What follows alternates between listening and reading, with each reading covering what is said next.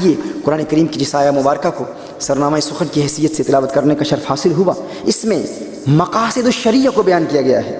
امام جوینی، امام الحرمین، ایک عظیم اسکالر وہ گزرے ہیں، امام شاطبی اور امام غزالی رحمہ اللہ، ان تمام نے قرآن کریم کی اس آیہ مبارکہ قل تعالوا اتل ما حرم ربكم عليكم الا تشركوا به شيئا وبالوالدين احسانا ولا تقتلوا اولادكم من املاق نحن نرزقكم واياهم ولا تقربوا الفواحش ما ظهر منها وما بطن ولا تقتلوا النفس التي حرم الله الا بالحق ذلكم وصاكم به لعلكم تعقلون۔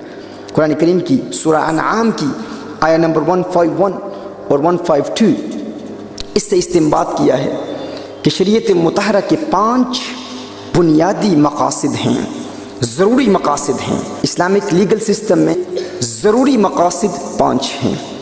یہ آج کی اس محفل میں اس لیے بیان کر رہا ہوں تاکہ مستقبل میں کوئی شخص ہمارے نوجوانوں کو اپنی بھٹی کا ایندھن بنانے کے لیے، دہشت گردی میں ملوث کرنے کے لیے، خودکش حملوں پر آمادہ کرنے کے لیے اقتلوا المشرکین کل آل دی نان مسلمس، ایسی آیات کی باطل تعویلات پیش کرتے ہوئے کسی کو گمراہ کرنے میں کامیاب نہ ہو، اس لیے بیان کر رہا ہوں۔ اور ان مقاصد میں سے سب سے پہلا مقصد کیا ہے؟ حفظ النفس، پروٹیکشن آف لائف۔ شریعت مطہرہ کا سب سے پہلا، اس کی 3 قسمیں ہیں، ایک ضروریات ہیں، پھر حاجیات ہیں، پھر کمالیات و تحسینیات ہیں، لیکن آج کی اس محفل میں فقط چند باتیں ضروریات پر کروں گا۔ شریعت مطہرہ کے ضروری مقاصد میں سے سب سے پہلا مقصد کیا ہے؟ حفظ النفس۔ اسلامک لیگل سسٹم انسانی جان کو پروٹیکشن مہیا کرتا ہے۔ حفظ النفس، اب میرے بعد ایک مرتبہ یہ جملہ آپ ریپیٹ کر لیں۔ اسلامک لیگل سسٹم کا شریعت مطہرہ کے مقاصد میں سب سے بنیادی مقصد کیا ہے؟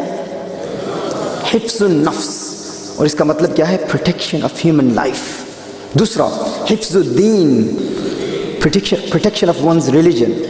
تیسرا بنیادی مقصد حفظ العقل، protection of intellect and sanity۔ حفظ العقل، protection of intellect and sanity۔ عقل کا تحفظ، اسلام عقل کو پروٹیکشن دیتا ہے، یعنی ہر وہ چیز جو انسان کی عقل کو برباد کر دے اسلام نے اس کو حرام قرار دیا ہے۔ وہ ڈرگز ہوں، الکحل ہو، ایسی جتنی بھی چیزیں انسان کی عقل کو برباد کر دیتی ہیں، یہ شریعت مطہرہ میں ان چیزوں کی حرمت کے پیچھے مقصد ہے، پھر اس مقصد کے مراتب ہیں۔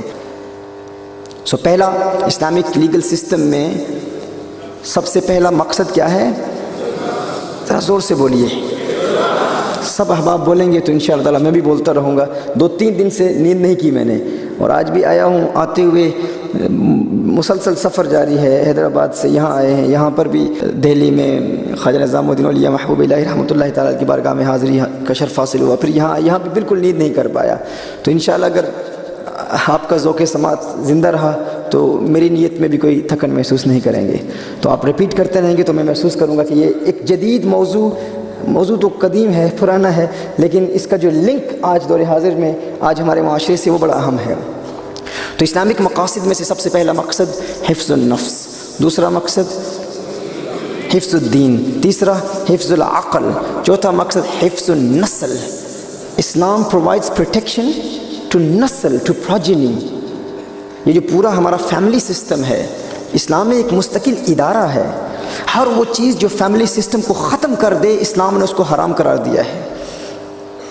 وہ کسی غیر محرم سے علیاذ باللہ حرام تعلقات ہوں یا پورنوگرافی ہو، حرام دیکھنا، ہر وہ چیز جو شریعت مطہرہ نے حرام قرار دی اس کو دیکھنا، اور وہ تمام چیزیں جو انسان کو اس طرف راغب کریں ان کو بھی اسلام نے حرام قرار دیا ہے۔ پھر اسلام میں اولاد کی تربیت کے حوالے سے جتنے بھی قوانین ہیں یہ حفظ النسل کے تحت آتے ہیں۔ پروٹیکشن آف پروجینی، اولاد نسل کی پروٹیکشن، یہ اسلام کے مقاصد میں سے ایک اہم مقصد ہے۔